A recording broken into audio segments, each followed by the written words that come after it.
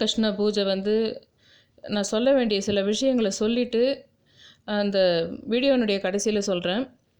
இப்போ ஏன் நான் இதை ஃபஸ்ட்டு சொன்னேன்னா, நான் இதோட இன்னும் இந்த பூஜை பற்றியெல்லாம் கொஞ்ச நாள் நிறுத்திட்டு வீலாகுக்கு போயிடலாம் அப்படின்னு சொல்லிட்டு ஒரு வீலாகு இது கூட போட்டுட்டேன். ஒரியன்சஸ் பற்றி ஒரு வீடியோ கூட நான் போட்டுட்டேன்.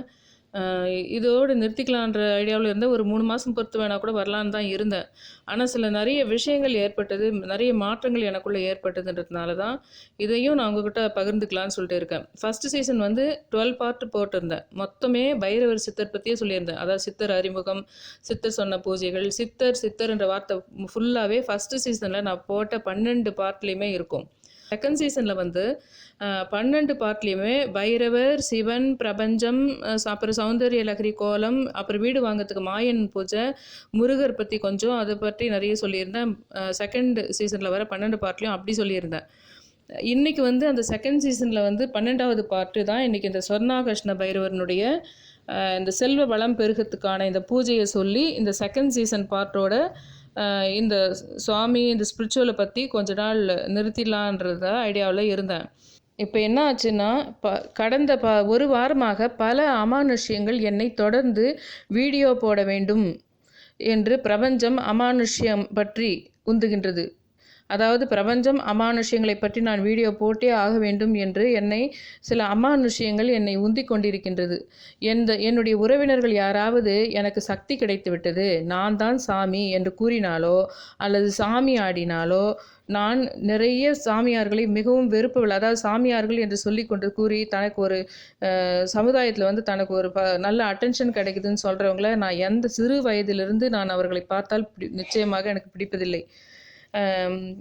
சித்தரை கூட நான் என்னுடைய தோழி எனக்கு அறிமுகம் செய்த போது நான் எப்பவுமே நினைக்கிறது போல ஒரு சின்ன தவறு செஞ்சேன். ஃபஸ்ட்டு சித்தரை எனக்கு தோழி அறிமுகப்படுத்தப்போ ஒரு சின்ன ஒரு தப்பு ஒன்று நான் எப்பவுமே எனக்கு அந்த மாதிரி தன்னை சாமின்னு சொல்கிறவங்க யாராக இருந்தாலும் இந்த மாதிரி ஆன்மீக விஷயத்தை வச்சு மற்றவங்க கிட்ட அட்டென்ஷன் தனக்கு கிரியேட் பண்ணிக்கிறதுக்காக பண்ணால் மனிதர்களை எனக்கு இது பண்ணுறதுக்கு அவ்வளோ விருப்பம் கிடையாது. அந்த ஒரு சின்ன மிஸ்டேக் வந்து எனக்கு அப்படி தெரியாது. உண்மையிலே இது ஒரு உன்னதமான விஷயன்றது தெரியாமல் என்ன பண்ணிட்டேன்னா ஒரு சின்ன தப்பு ஒன்று பண்ணேன். அதை பற்றியெல்லாம் கூட ஃபஸ்ட்டு நான் சொல்கிறதா தான் உங்ககிட்ட என்ன தப்பு பண்ணேன், அதுக்கு என்ன பனிஷ்மெண்ட் கிடைச்சிதுன்றதெல்லாம் கூட உங்ககிட்ட ஷேர் பண்ணிக்கிறதா தான் இருந்தேன். ஆனால் நிறைய பேர் வந்து உங்கள் சொந்த கதைலாம் வேணாம், நீ வழவழ குழக்குழான்னு பேசுகிற, நீ பூஜை மட்டும் சொல்லுன்னு சொல்லிட்டு கமெண்ட் பண்ணதுனால தான் அதெல்லாம் உங்ககிட்ட ஷேர் பண்ணிக்காமல் நிறுத்திட்டேன் நான். சும்மா அதுக்கப்புறம் டைரெக்டாக கொஞ்சம் பூஜையே மட்டும் சொல்லிட்டு போக ஆரம்பித்தேன். என்ன விஷயம் இப்போ என்ன நடந்ததுன்னா, இந்த ஒரு வாரமாக நான் வெறும் வீலாக் மட்டுமே போயிடலாம் வேணாம், உங்ககிட்ட நான் இதில் கூட கம்யூனிட்டி இதில் கூட போஸ்ட் போட்டிருந்தேன், எனக்கு வீலாக்கும் சப்போர்ட் பண்ணுங்கள், கொஞ்ச நாள் நான் ஸ்பிரிச்சுவல் நிறுத்தி வைக்கிறேன்னு கூட சொல்லியிருந்தேன். ஒரு 4 பேர் வந்து அதையும் போடுங்கன்னு கேட்டிருந்தாங்க. கடவுளை வந்து எப்பவுமே நான் பிடிக்காமல் இருந்தது கிடையாது. உண்மையிலேயே சின்ன வயசுலேருந்து நான் நிறைய கடவுளை வணங்கக்கூடியவராக, பிரபஞ்சத்தை நன்கு புரிந்து வைத்துக்கொண்டு, கடவுளை நன்கு புரிந்து வைத்துக்கொண்டு இருந்தேன். அது ஏன்னா எனக்கு வந்து கடவுள் நம்பிக்கையே இல்லாமல் இருந்திருந்தா நான் அந்த மாதிரி சித்தர் பற்றி என்னுடைய தோழி என்னை பற்றி அந்த சித்தரை பற்றி சொல்லும்போது என் மனசில் வந்து ஒரு சின்ன அந்த சந்தேகத்தினாலேயோ இல்லை ஒரு ஏதோ ஒரு எண்ணம் வந்து எனக்கு அது தண்டனையாகவே போயிருக்கும் என் வாழ்க்கை ஃபுல்லாக. ஆனால் எனக்கு பல விதமான கடவுள்கிட்ட நம்பிக்கைகள் எல்லாமே இருந்ததுனால தான் கடவுள் என்னை அதை தண்டித்து மறுபடியும் என்னை வந்து வேறு ஒரு கட்டத்துக்கு கொண்டு வந்தார். இப்போ என்னன்னா அந்த கடவுள் வந்து துர்க்கையை கூட வந்து எனக்கு அந்த எவரை மீட் பண்ணுறதுக்கு, சித்தரை மீட் பண்ணுறதுக்கு ஒரு ஏற்பாடு பண்ணியிருக்கலாம். ஆனால் அதை நான் புரிஞ்சிக்காமல் கொஞ்சம் லைட்டு ஒரு சின்ன சந்தேகம் வந்தது. அதை புரிந்து கொள்ளாமல் போனதால் என்னை அகத்தீஸ்வரர் கோயிலிலிருந்து சற்று விலக்கி, அந்த சித்தர் இருக்கும் அந்த அகத்தீஸ்வரர் கோயிலிலிருந்து சற்று என்னை விலக்கி, பின் நானே நிறைய பேருக்கு அந்த கோவிலுக்கு வழி சொல்ல என்னை வழி நடத்தியது. அதுக்கு காரணம் ஏற்கனவே எனக்கு கடவுள் பக்தி இருந்தது. ஆனால் இயல்பாக எனக்கு இருக்கிற இந்த சாமி, நான் சாமியாரேன், நான் தான் சாமின்னு சொல்கிறேன், இவங்களை பிடிக்காதனால எனக்கு இருந்த அந்த ஒரு சின்ன விஷயத்தினால என்னை விலக்கி ஒரு சின்ன ஒரு தண்டனை ஒன்று கொடுத்தாரு எனக்கு. அதுக்கப்புறம் மறுபடியும் நான் அந்த கோயிலுக்கு முழு பக்தியாக மாறினதுக்கு காரணமாக போச்சு இந்த வீடியோவை நான் போடணுன்னே நினைக்கல. ஏதோ காரணத்தினால அதை சொல்ல ஆரம்பித்து அது எல்லாருமே கேட்டு நான் சொல்ல மாட்டேன்னு சொல்லி அதுக்கப்புறம் நான் போயிட்ட பர்மிஷன் கேட்டு சொல்ல வச்சு நான் வந்து மறுபடியும் அந்த கோயிலுக்கு போகணுன்றதுக்கான ஒரு வாய்ப்பாக அது போயிடுச்சு. நான் ஏன் போகணுன்றதுக்கெல்லாம் எனக்கு இப்போ புரியுது. எனக்கு உங்களுக்காக பர்மிஷன் கேட்க தான் போனேன். ஆனால் அவர் சொன்ன அடுத்தடுத்து நீ இந்த பூஜைங்கள்லாம் நீ பண்ணணும்னு எனக்கு சொல்லி நான் பூஜை பண்ணுறதுனால இன்னும் பல விஷயங்கள் எனக்கு வந்து அமானுஷ்யங்கள் பற்றியும் கடவுளை பற்றியும் பிரபஞ்சத்தை பற்றியும் இன்னும் ஆழமான நம்பிக்கைகள் ஏற்படுது. அதனால் வந்து உங்களெல்லாம் இப்படி ரொம்ப மனக்கவலையில் கஷ்டத்தில் இருக்கிறவங்களுக்கு வந்து நிச்சயமாக நம்பினா உங்களுக்கெல்லாம் வந்து ரொம்ப கடைசி லைஃப்பில் எக்ஸ்ட்ரீம் எண்டு வரைக்கும் நீங்கள் போயிட்டு ஒன்றுமே உங்களுக்கு இல்லாமல் விட்டால் கூட யாருமே இனிமேல் கடவுளே கும்புறதில்ல அப்படின்னு வெறுத்து மட்டும் விட்டுறாதீங்க அப்படின்னு மறுபடியும் உங்களுக்கு நல்ல ஆணித்தரமாக அவங்க எல்லாருக்கும் சொல்லணும்னு ஒரு எண்ணம் இந்த ஒரு வாரமாக எனக்கு தோணிடுச்சு. ஆன்மீக சேனலுக்கு வந்து அவ்வளோ ரெவென்யூ கிடையாது. குக்கிங்கு, ஃபேஷன், வீலாக்கு தான் நல்லா ரெவென்யூ கிடைக்கும். ஆரம்பத்துலேருந்து நான் அதை தான் வச்சுட்டு இருந்தேன். ஏதோ சொல்ல வந்து ஏதோ போயிட்டு என்னை இப்படியே ட்ராக் பண்ணி என் சர்ச் என்ஜின்லலாம் இப்போ வந்து இந்த ஆன்மீக பற்றினா தான் வருது. இப்போ நான் அது போட்டாலும் அந்த வீலாக் வரல. ஆனால் வீலாக்கு தான் ரெவென்யூ கூட கிடைக்கும் உங்களுக்கு. அதெல்லாம் நிறுத்திட்டு நம்ம இது வேணாம், நம்ம மறுபடியும் வீலாக்கே போயிடலாம் அப்படின்ற எண்ணத்தில் இருந்த என்னை ஒரு பல சக்திகள் என்னை உந்துவது என்னால் நன்றாக உணர முடிந்தது. அப்படி ஒரு அமானுஷ்ய விஷயங்கள் எனக்குள் ஏற்பட்டன. ஆனால் அந்த விஷயங்களை மட்டும் பகிர்ந்து கொள்ளக்கூடாது. சில விஷயங்களை பகிர்ந்து கொண்டால் அதற்கான சக்தி குறைவு. அதனால் உங்களுக்கு கூட சொல்கிறேன், லைஃப்பில் சில விஷயங்களை தான் எல்லாத்தையும் ஷேர் பண்ணணும், வெளிப்படையாக சொல்லணும்னு இருக்குது. ஆனால் சில விஷயங்களில் சில உணர்வுகளை வந்து நீங்கள் அது பொத்தி ரகசியமாக வைக்க அந்த ரகசியம் என்பதற்கு ஒரு பெரிய சக்தி இருக்கிறது. அப்படியே பட்டப்பகட்டமாக வெளிப்படையாக இருக்கிற விஷயத்தை விட மறைச்சு வைக்கிற விஷயங்களுக்கு சில விஷயங்களை தான் வெளிப்படையாக வைக்கணும். சில விஷயங்களை ரகசியமாக வைக்க அதுக்கு வந்து சக்தி ஊட்டப்படும். அது மாதிரி விஷயங்களெல்லாம் உங்களுக்கு நிறைய சொல்கிறதுக்கு இந்த ரகசிய ஒரு கோட்பாடுன்றதெல்லாம் என்ன இருக்குது அப்படின்றது, அதாவது வர்ணாசிரம கோட்பாடுன்னு சொல்லிட்டு ஒன்று சொன்னாங்க, முருகர் ஏற்படுத்தியது. அந்த மாதிரி இந்த ரகசிய கோட்பாடுன்ற விஷயங்களெல்லாம் கூட உங்களுக்கு நல்லா சொல்லணுன்னு இருக்கேன்.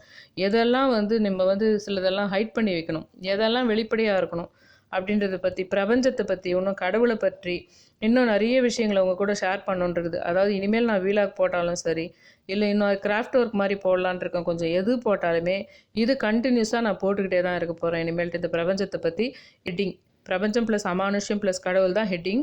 அதுக்கு போட்டுட்டு 12ஓடு நிறுத்த போகிறதில்ல.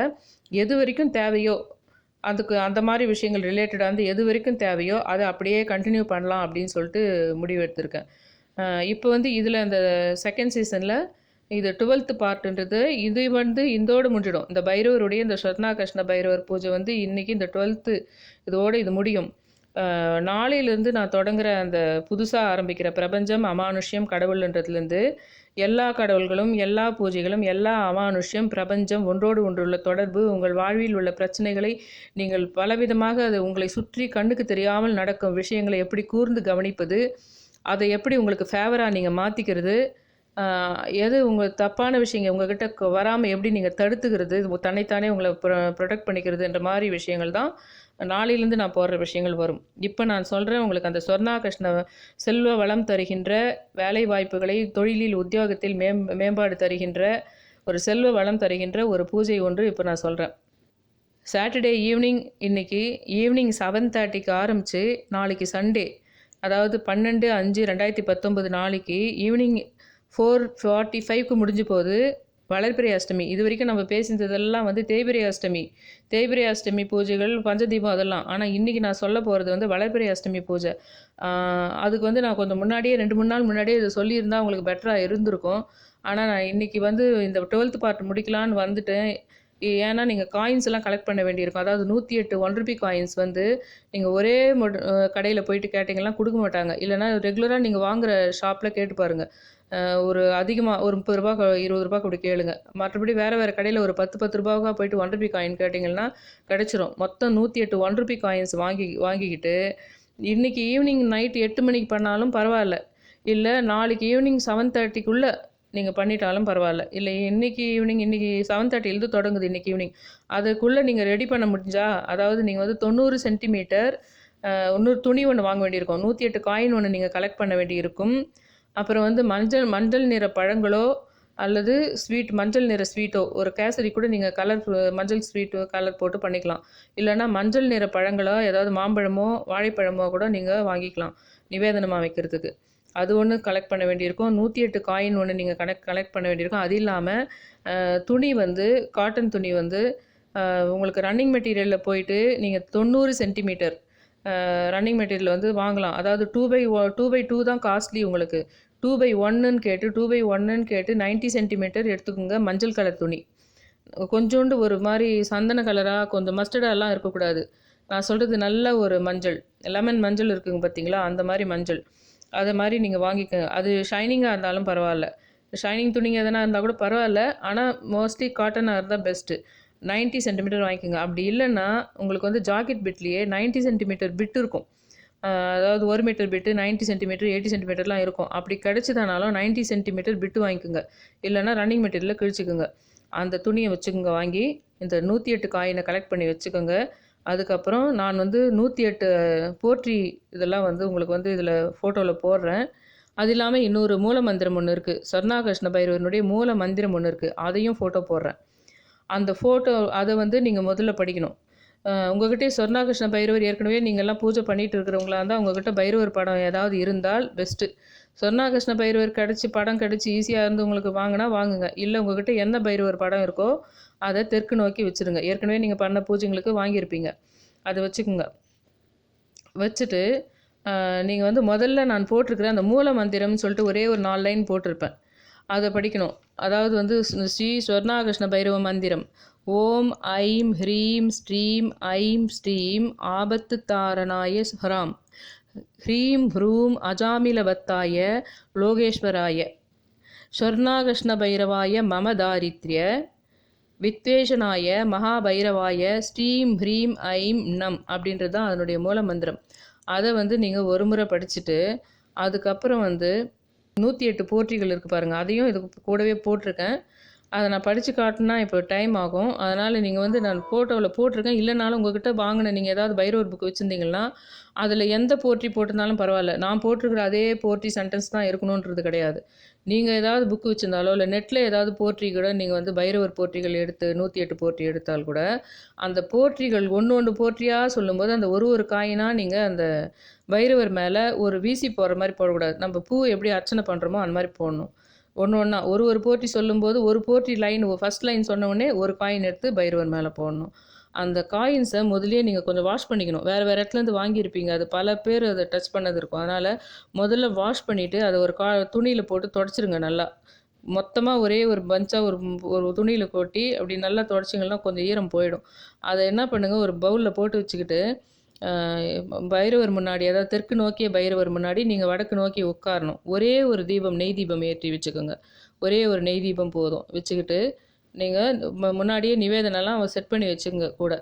அது கூட வந்து ஒன்றா போட்டு போற்றி சொல்லுங்கள். முதல்ல அந்த மூல மந்திரம் சொன்ன பின்னாடி அந்த போற்றிகளை ஆரம்பித்து ஒரு போற்றிக்கும் ஒரு காயின் எடுத்து பைரவர் மேலே நீங்கள் போட்டுக்கிட்டே வரணும்.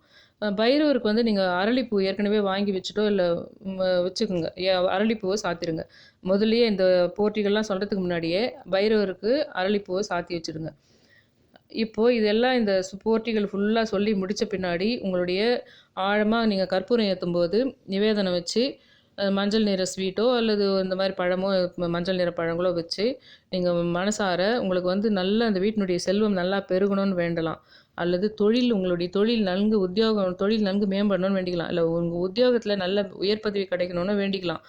ஆக மொத்தத்தில் அந்த பணத்து சம்பந்தமான விஷயங்கள், பணம் நன்கு பெருகணும் அப்படின்ற மாதிரி. அதாவது இந்த இடத்துல வந்து நீங்கள் இந்த கடன் தீர்றது பற்றி இல்லை வந்து கல்யாணம் அந்த மாதிரி விஷயங்கள் எல்லாம் வந்து நம்ம வேறு விஷயங்களுக்கு நம்ம வேண்டியிருக்கோம். உடம்பு சரியில்லை இந்த இதுக்கெல்லாம் நம்ம வேறு விஷயம் சொல்லியிருக்கோம். இந்த விஷயத்தில் நம்ம சொல்கிறதெல்லாம் உத்தியோக உயர்வு கேட்கலாம், தொழில் மேம்பட கேட்கலாம், தொழிலில் லாபம் பெருக கேட்கலாம், வீட்டினுடைய செல்வம் மிகுந்து பெருகணும். அந்த பெருகிறது பற்றி மட்டும்தான் இங்கே பேசணும். வேறு எந்த கதையும் நீங்கள் எதுவும் அதில் கொண்டு வரக்கூடாது. அதை பற்றி மட்டும் டீப்பாக நீங்கள் வேண்டிட்டு மறுநாள் அது அப்படியே இருக்கட்டும். நீங்கள் அர்ச்சனை பண்ண அந்த இது வந்து அந்த காயின்ஸ் அப்படியே இருக்கட்டும். மறுநாள் வந்து அந்த இது மறுநாள் நல்ல நேரம் பார்த்து அதாவது ராகு காலம் யமகண்டம் இல்லாத நேரத்தில் மறுநாள் நீங்கள் வாங்கின அந்த மஞ்சள் துணியில் இந்த காயின்ஸ் மொத்தத்தையும் எடுத்து ஒரு மூட்டை மாதிரி கட்டி நீங்கள் தொழில் செய்கிற இடத்துலையோ இல்லை வேறு ஏதாவது உங்களை பணப்பெட்டி விற்கிற இடத்துலையோ இல்லை வீட்டினுடைய குபேர மூலையிலையோ நீங்கள் வந்து அந்த மூட்டையை வச்சு வைக்கலாம். இதை வந்து நீங்கள் இன்றைக்கே செய்யணுன்றதில்ல. அடுத்த மாதம் இந்த வளர்பிறை அஷ்டமி வரும், அப்போவும் செய்யுங்க. ஏன்னா இந்த காயின்ஸ் எல்லாம் இன்னும் நீங்கள் கலெக்ட் பண்ணணும், ஒரு எல்லோ துணி வாங்கணும். அதனால் நீங்கள் இப்போது இதெல்லாம் வாங்கணும் டைம் இல்லை வேறு ஏதோ கமிட் ஆகிட்டீங்க, வேறு எங்கே போயிட்டீங்கன்னா அடுத்த மாதம் கூட பண்ணலாம். இது ஒரு பூஜை மெத்தட் இருக்குது. இதை நான் சொல்லாமல் இந்த 12th பார்ட்டுக்குள்ளே நான் சொல்லிடணுன்றதுக்காக சொல்லிட்டுறேன். இது நான் இது அவ்வளோதான். இது வந்து ஒரு நல்ல பலன் கொடுக்கக்கூடியது. இந்த பூஜை முடிஞ்ச பின்னாடி 30 நாளைக்கு நீங்கள் அந்த படத்து முன்னாடி நெய் தீபம் ஒரே ஒரு நெய் தீபம் நீங்கள் அந்த சொர்ணாகிருஷ்ண பைரவரோ ஏதோ ஒரு பைரவர் வச்சு இப்போ பூஜை பண்ணியிருப்பீங்க இல்லைங்களா, அதுக்கு முன்னாடி ஒரு நெய் தீபம் டெய்லி ஏதோ ஒரு வேலை நீங்கள் அங்கே நெய் தீபம் ஏற்றணும், அவ்வளோதான். வீட்டை விட்டு வெளியில் போகும்போது ஏற்றிட்டு போய் கூட்டிகிட்டு போகக்கூடாது. நீங்கள் வீட்டில் இருக்கும்போது ஏற்றணும் அந்த நெய் தீபத்தை. அதுதான் இந்த பூஜையினுடைய ஃபுல் இது, வேறு எதுவும் கிடையாது. இதுக்கு அடுத்ததுலேருந்து நான் பிரபஞ்சம், கடவுள், ஸ்பிரிச்சுவலினுடைய எல்லா இதுவும் ஒன்றோடு ஒன்று கனெக்ட், அமானுஷ்யம் எல்லாத்த பற்றியுமே 1 by 1 நான் அதுக்கப்புறம் டெய்லி போட்டுட்டு தான் இருப்பேன்.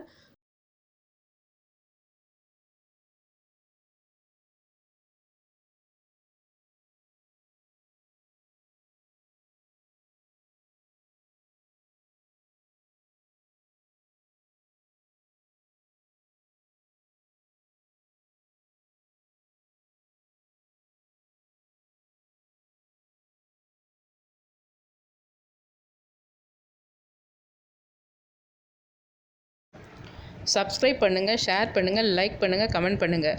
ரெட் கலரில் சப்ஸ்கிரைப் பட்டன் இருந்தால் மட்டும் நீங்கள் சப்ஸ்கிரைப் பண்ணுங்கள். கிரே கலரில் சப்ஸ்கிரைப் பட்டன் இருந்தால் பண்ண வேணாம். ஏற்கனவே நீங்கள் அதை சப்ஸ்கிரைப் பண்ணிட்டீங்க அப்படின்ற மீனிங் தான் அந்த பட்டன். ஸோ நீங்கள் ரெட் கலரில் சப்ஸ்கிரைப் பட்டன் இருந்தால் பண்ணுங்கள். தேங்க்யூ.